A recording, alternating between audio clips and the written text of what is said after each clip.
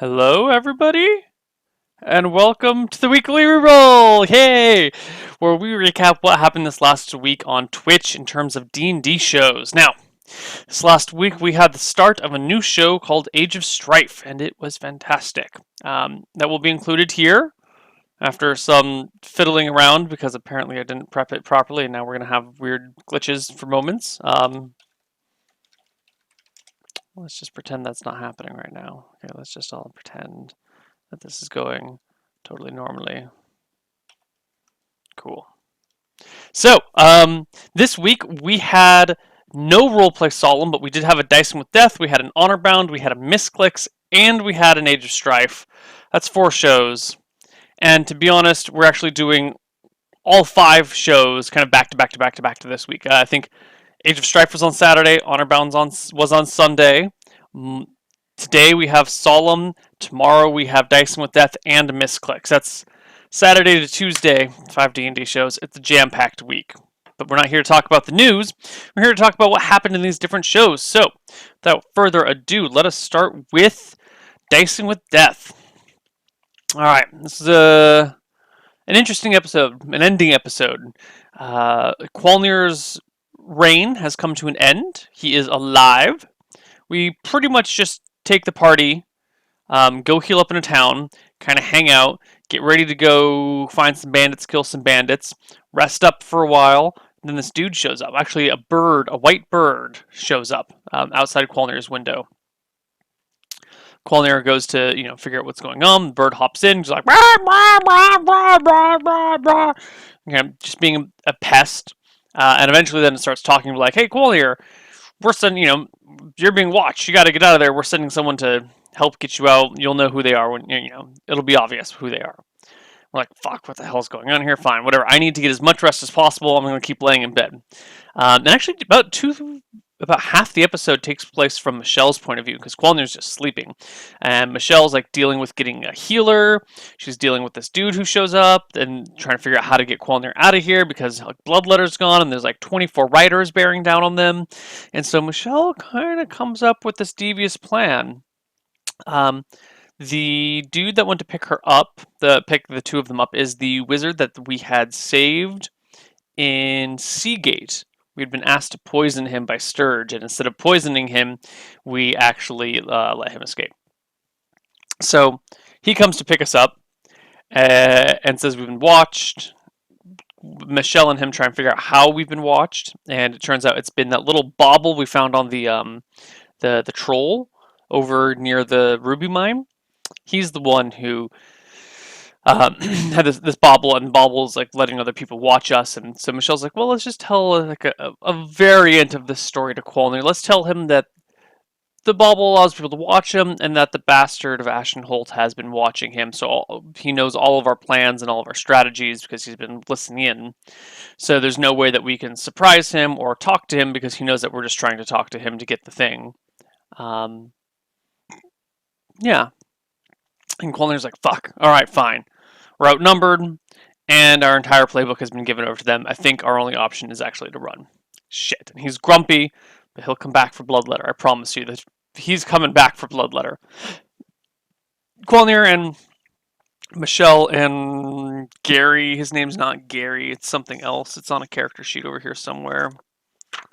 Qualnir, where's his name? It's right down here. It's not Marcus, it's not Chance.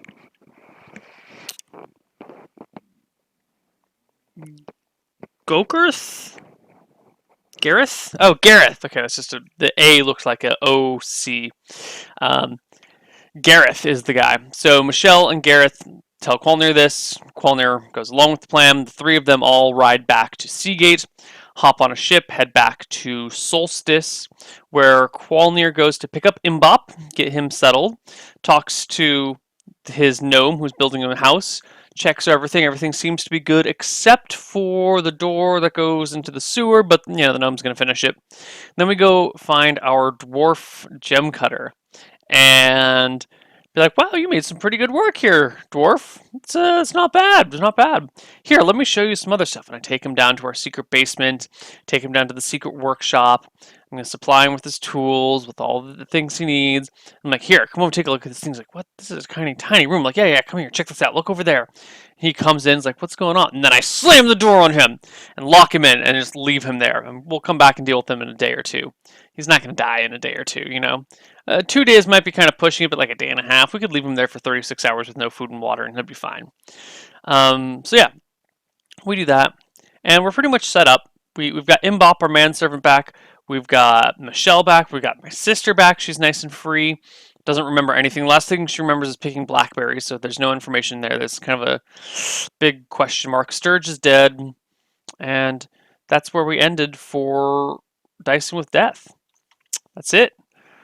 Yeah, let's move on to the next campaign. If you do not want spoilers for Honorbound, it is time to mute your stream or your VOD. Honorbound, Redemption of the New Guard, making fun of the DM edition. We were mean to Chucky this week. Maybe a little bit too mean. Maybe I was too mean. I don't know. But as per usual, interesting things happen. We kind of go from chapter 1 in the book to chapter 2, or like the first movie to the second movie. There's kind of a big transition where everything is fucked up.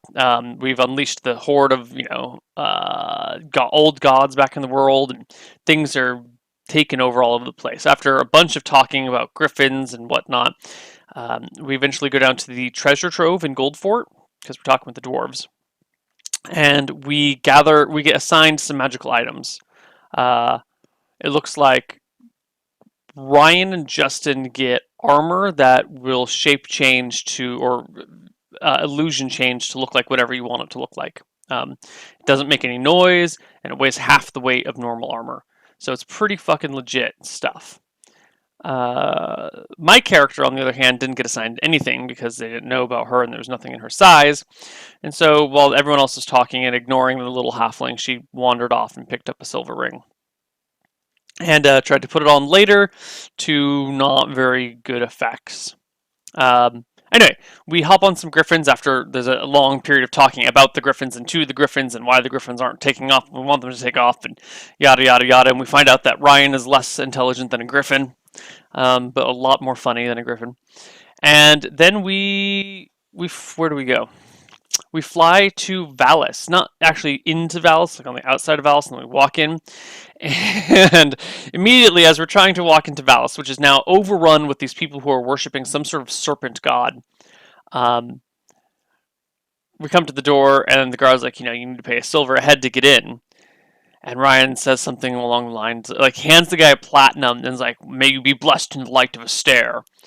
And as he does, like, the guy blocks him, and Ryan tries to get past him, and the guy's blocking me, like, hey, that's fucked up. You're going to die if that happens. You need to give me more platinum. Otherwise, I'm going to tell these people about it and you're going to get killed. And Ryan's like, oh, come on, man. Do you really want to die today?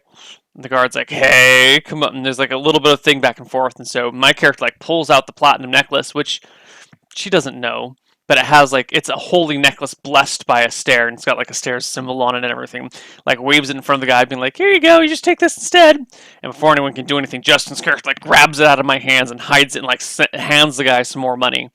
And it's like, all right, let's just let this be over with. All right. And then everyone kind of nods and agrees. And we walk into the city and kind of disappear. And then there's a scuffle between me and Ryan where he tries to keep the necklace and I demand the necklace back. And he says, well, how much do you think it's worth? And I give a price. He's like, well, it's a little generous of a price, but here's a couple of platinum coins. I'll just keep this necklace. And I'm like, ooh, okay, platinum. That's nice. Ha ha ha. And I go off and do my own thing. We poke around. We're trying to find this meeting place with these people. And we go to a couple of different bars, and we walk in. Justin's trying to talk to this guy. Justin and Ryan talk to the guy. And he's like, hey, come back later. I don't want to do this right now.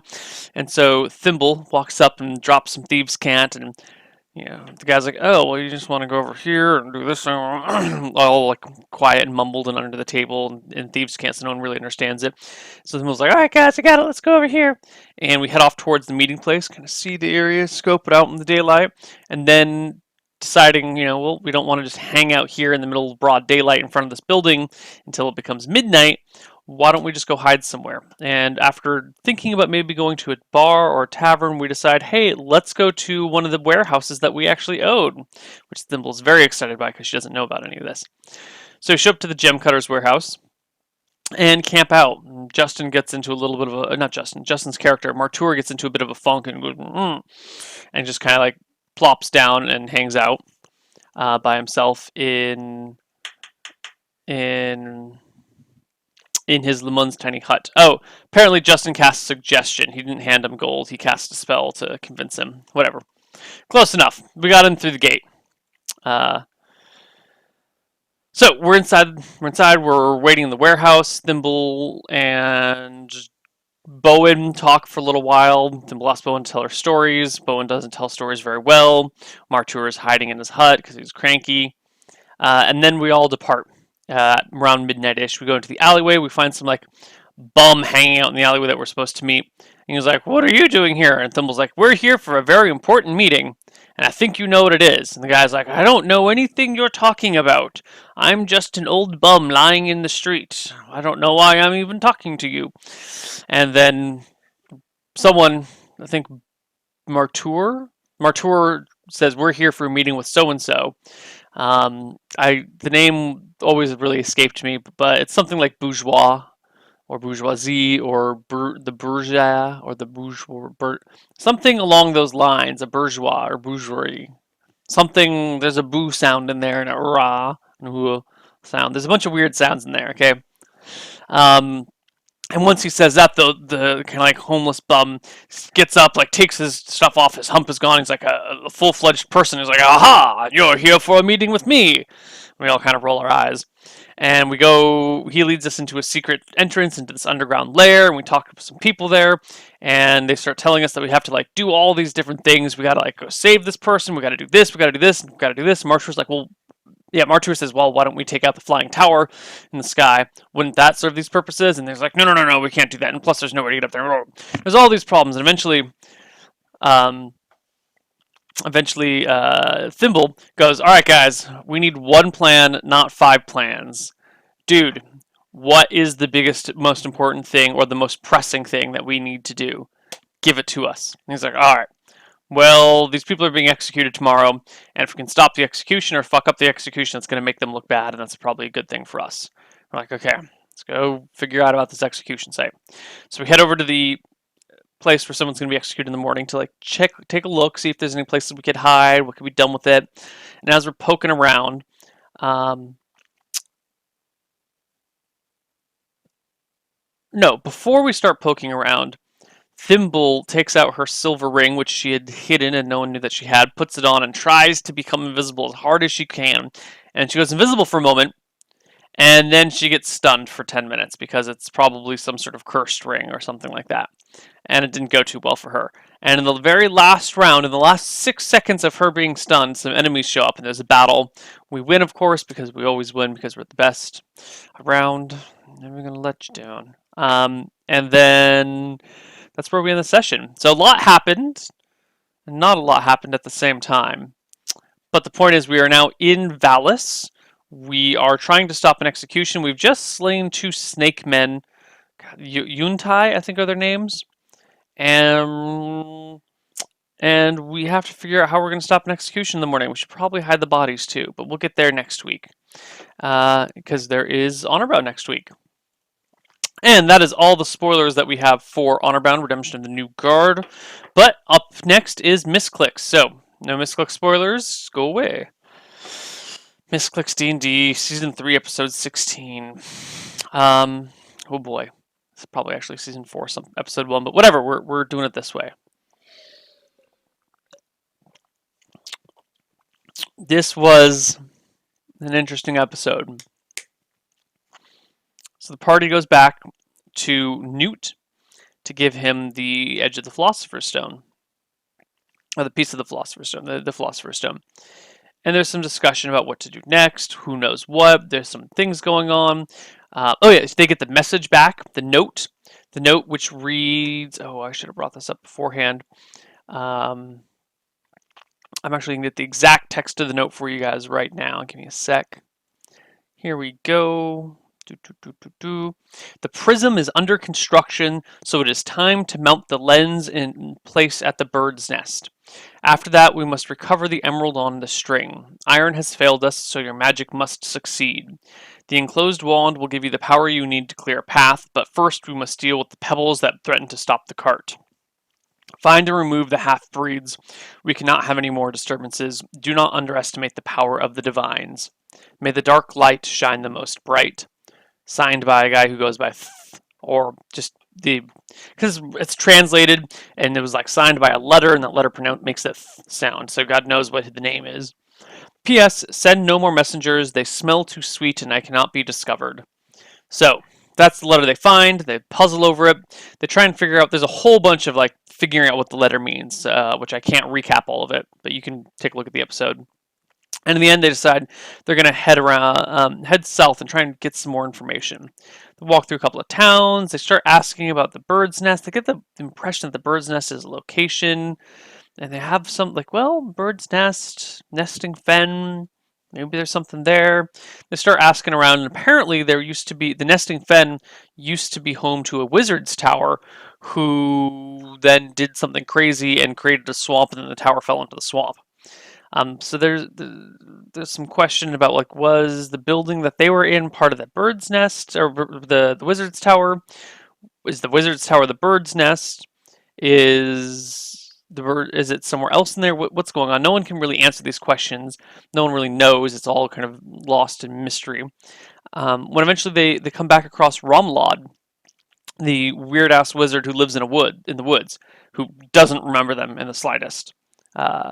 And they start talking to him to get some questions, and he's a little erratic and he's a little bit crazy. And they start asking about the nesting fen, and then one of them's like, "What's the bird's nest?" And he's like, "Oh yeah, there used to be a wizard in the tower. Who lived out there? His place was called the Bird's Nest." I'm like, aha.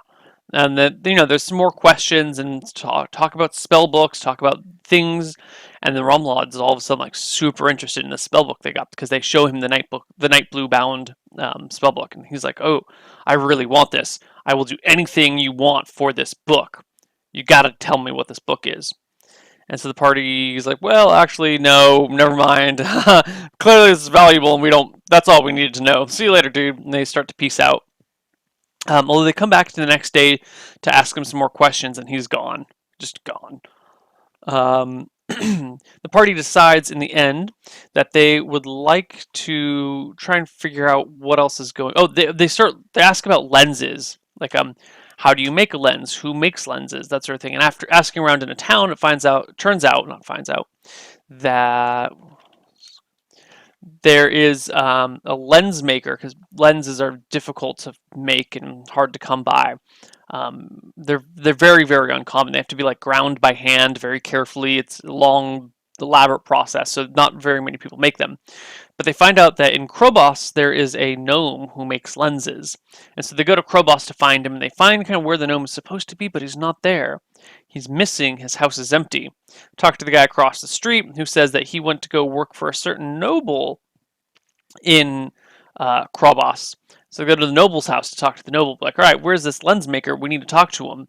And he's like, "Oh, well, he had made a thing for me, but then someone broke it and stole it. There was a whole rash of break-ins along the street a while back, and lens got stolen. I never thought much of it because just a bunch got stolen, but if you say there's something to it, there might be something to it. Interesting." And the party's like, "Well, where's he now?" And the guy's like, "Well, I don't want to tell you my shit. I'm not telling you my plans. I'm a noble that lives in the city. What are you doing?" And the party's like, "We need to know about this guy now. We're trying to save the world." And he's like, "Get the fuck out of my house, dudes. Go away." And the demigods are not happy about this. They start to threaten him with a little bit of force. And he tries to send his butler to go get the guards, but Arcus just picks him up and like puts him back down. He's like, "You're not going anywhere. Tell us what's happening." And the guy's like, "Whoa, okay, you guys are fucking crazy. You can have whatever money you want in the house. Just don't kill me. Just take your shit and go. Get out of my place." And the party's like, "Rah!" And getting really, they're intimidating him. And they're kind of putting him on the spot, and they're using threats of violence to keep him there and keep everything in place. And while their questioning goes on, he's kind of trying to just like appease them and get them out of the house. One of the maids who heard the cry for guards and went off to get the guards that the party didn't notice comes back with a bunch of guardsmen. The party's like, "Shit, let's get out of here." So two party members run. They try to leave, and they get past the door and keep going. Anna, Adia, stays and is like, "Oh, hi, what's going on?" The guards immediately try and arrest her, and as they come to try and arrest her, she like pulls a hand away from them and goes to cast a spell. They get attacks of opportunity on her when she casts a spell, but they don't work, or they hit, but they don't, they don't interrupt the spell and they don't kill her. And she gets her spell off, and these darts fly and hit a guard, and he just like crumples on the ground dead. And then she runs, and eventually the party escapes and immediately just like circles back around because they escape into the backyard and then down an alleyway, and they just like come back down the main street to go get their horses, which are in front of the guy's house. But of course, there's like a handful of guards up there. And so Arcus decides to like run past the guards and knocks one of them away with a shield. He like flies into a building and falls to the ground, dead, unconscious, no one knows. And then Adia casts Enlarge on Arcus. Now Arcus is standing like 12 feet tall because she rolled really well on her her level variant table. So Arcus is like 12 and a half feet tall, standing in the middle of the street. There's like a couple of tall buildings, so he's not like over all the buildings, but he's this huge, imposing guy. And now there's like little guards all around him. And Arcus is like, "Hold on, guys, I don't want to kill anyone. I'm 12 feet tall, but I'm not going to hurt you guys." Or, he just says, "I surrender. I don't hurt me. I'm not. I don't want to fight." He's trying to like, whoa, whoa, whoa, but the guards are freaking the fuck out, and so they attack him. They get a surprising number of hits on them. They rolled beautifully, and it was amazing. Well, also when they have back attack, so he can't use his shield. That's like 3 less AC. And 1 less AC from dexterity with back attacks, and then it's a +2 to hit. So they actually only need to roll like a natural 14 to hit him, which is great. So they ended up actually dealing a bunch of damage to Arcus, and then some guards get killed. Arcus and Adia end up killing most of the guards that are there. The remainder flee, and the party grabs their horses, they de-enlarge Arcus, and they run off into the city and try their best to disappear. We leave the party having, grown 12 feet, accosted a noble person, threatened him, killed a bunch of guards, and they're pretty obvious. They introduced themselves, called themselves demigods, gave their names, were pretty obvious in the streets. 12-foot Arcus is not something that people are likely to forget. 12-foot like growing Arcus, so even if he's not 12 feet, people will still recognize him. And they're in trouble basically, and they make their way to some like shady section of town to try and get out of the way and try and get to a point where they can be peaceful and talk about what they need to do and what's going to go on. And as they like find some shady ass broken down tavern, they walk into it and they see the Red Fox there in the middle of a discussion with a person, his back to the party. And that's where we end, with the party stumbling right back into the Red Fox after getting themselves in a lot of trouble. And that is it for Misclicks today. Last but not least, we have Age of Strife, which the first episode of just happened. So if you don't want spoilers for that, you should just go watch it on YouTube right now, because the first 2 parts are up on YouTube. Age of Strife. I'm going to recap it, but you should watch this episode because it's fantastic. We are introduced to the party members. We have, what's his name? Aldous, being played by Soma. We have, literally, his name is Darude Sandstorm. Her name is Darude Sandstorm, being played by Shannon. Oh god, the hiccups. Being played by Shannon. Elohim is playing a halfling thief named Tilly. I should have mentioned that Soma's character is a gnome thief, and Darude, Shannon's character, is a human ranger who does dual wielding, not archery. And lastly, Sir Scoots' character is Theobald, a human fighter who specializes in bows. So they meet each other. They go in the bar. A farmer walks in, being like, "I'll pay 40-some silver to anyone who can go find my sheep, or go kill the wolves who've been eating my sheep," something like that. And so the party, eventually goes with him after negotiating a price, and hunts down these wolves. They find these tracks. They follow the tracks along until they come to an area where they split, and they decide to go one way. And as they do, they eventually come across, after like half an hour of walking, a small collection of goblins and a wolf.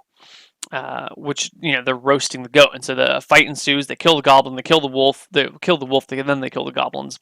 Take the meat, head back to the farmer's house, be like, hey, it's not wolves that are taking your goats, it's wolves with goblins, and here's your goat that's gone. It's just meat now, it's cooked meat, but here you go. Farmer's like, all right, well, that's grumble, grumble, grumble. Thanks for helping me out. Good on you guys. And the party's like, all right, cool. Well, Tilly just got really fucked up, so we're going to go find a healer. So the party splits. Tilly and Aldous, the two half-sized people, go looking for the healer in town, and they find out where she is, but in the process, they also come across the pie maker and get into pie. They get into a lot of pie. Meanwhile, the other two human party members go find the constable to tell him that, hey, or go find the sheriff to be like, hey, dude, there's goblins near the town. You got to do something about this. The sheriff's pretty lackadaisical about it, being like, you know how big a town this is? I got me and my two dudes. Unless there's an actual report of a goblin in a specific place, there's nothing we can do. He's just being lazy about it. His boots are clean. He's just hanging out. The two humans are not too happy about this, but after some talking, the sheriff rolls his eyes and sends off his two guardsmen to go check things out in the south of town, because the party says that maybe there might be some goblins there. Eventually, the parties meet up, Tilly having been healed by the local healer, and they're like, well, maybe we should just do something. I don't know what we should do. Let's head southboard. Okay, so they start going south when they come across this figure that's like very wide and hunched over. It turns out that it's the two guardsmen. One of them's wounded and the other one's like carrying him back into town. Party can't tell that from the distance because it's raining and it's dark and it's wet and it's gross, and he's like 300 feet away. And so there's some shouting, some yelling. The wounded guy gets dropped in the mud. The other guy takes like back streets to the sheriff's office. Eventually, it all gets sorted out, and the party figures out what's going on. They gather together again and head back south towards where the goblins are spotted and had wounded this person. They see these goblins like sneaking into a barn and proceed to ambush them. It goes well. The ambush is very, very successful. They get a lot of good shots off before they can take much damage, and they slay all the goblins. They don't leave any for questioning. And then the sheriff shows up a little bit later. After they've policed the bodies and cashed them out, so to speak. And so the party's standing around like talking with the sheriff, and the sheriff's like, well, good job, well done, all right, later. And the party's like, don't you want to give us a reward? Well, actually, they don't say that, but there's some debate. Not a debate, what do we call it? The party starts taunting the sheriff, and the sheriff gets kind of pissed off at him because he's like this middle-aged, 40s, 50s sort of guy. He's got like a club, and he's got this chainmail, but he's kind of a jackass about it, and he doesn't seem to really like the party. He doesn't really seem to like outsiders, because he keeps referring to the party as outsiders. And the party pisses him off a bunch by like mocking him, not quite threatening him, but kind of implying that they could kick his ass if they wanted to. And he's like, you guys have to leave town in the morning. Just leave town and don't come back. Get out of here. And so that's kind of how he deals with things, and he goes back, and the party's like, fine, we'll deal with this. We'll get out of town. They go look for a place to stay for the night, find the King's Keep, the King's Canyon, the King's Inn, the King's something or other, and rest up for the night. But it's not quite that easy. They're trying to figure out what to do, and then they realize that Tilly like gets bored with the conversation, starts like pulls out this bag, dumps it in her hand, and it's all these teeth. And the other two members, because Jordan is like downstairs hanging out in the common room by the fire, and it's just Tilly, Theobald, and Darude. The other two members are like, dude, Tilly, where did you get those teeth? And Tilly's like, I might have borrowed them from the innkeeper. I don't know why there's just a bunch of teeth here. It's kind of fucking weird. And the party starts freaking out, being like, shit, what do we do? What do we do? And the other guy who's like in the room, in the room that they're standing in, because there's like, they all went for like the really cheap, poor room, which is just kind of like a big flop house with a bunch of like pillows and blankets and shit everywhere, and you just kind of sleep on the ground. Guy rolls over and is like, shut up! It's weird that he's got teeth, but shut up, I'm trying to sleep. And so they're kind of like, oh shit, this guy overheard us, whatever, doesn't matter. Eventually, after there's some discussion, Tilly returns the teeth, and the guy's like, oh, thanks for bringing them back. Really didn't want to lose those. I can't believe they fell off my belt. Thanks, little halfling, or little gnome. Until he's like, okay, well, I guess if he's cool about it, that's probably not that weird of a thing after all. It's not like they're secretive. Huh, okay. And then Jordan kind of explains to the party that, well, maybe we shouldn't leave town quite yet. I'm here on a job.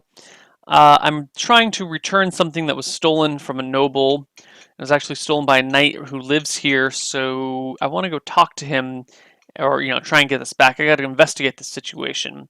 When Theobald pipes up, well, I know a little about this knight that lives here too, and a little bit about the guy who hired you for this job. And let me tell you, and there's some discussion about who is a trustworthy source and who's not. They don't really resolve anything, but we kind of end on the note that they're going to go talk to the knight who lives in town, or deal with the knight who lives in town somewhat. And that's where we end for Age of Strife, which also is where we end for the weekly reroll this week. I hope this was informative and useful to you guys, and we will see you for what is the next show. The next show is Roleplay Solemn tonight at its usual time. My god. And then tomorrow is Dicing with Death and Misclicks. Oh my god, there's so much D&D. There's so much D&D. And now that Dicing with Death has switched back to me DMing, which is not necessarily a spoiler because we talked about it the previous 2 weeks about doing this, because it was planned ahead of time that we were going to switch regardless of what happened to Quolnir. I will be DMing all the campaigns except for Honorbound. It's a lot of campaigns to plan. So I will see you guys all in a few minutes for cartography. Take care and bye-bye. Bye-bye.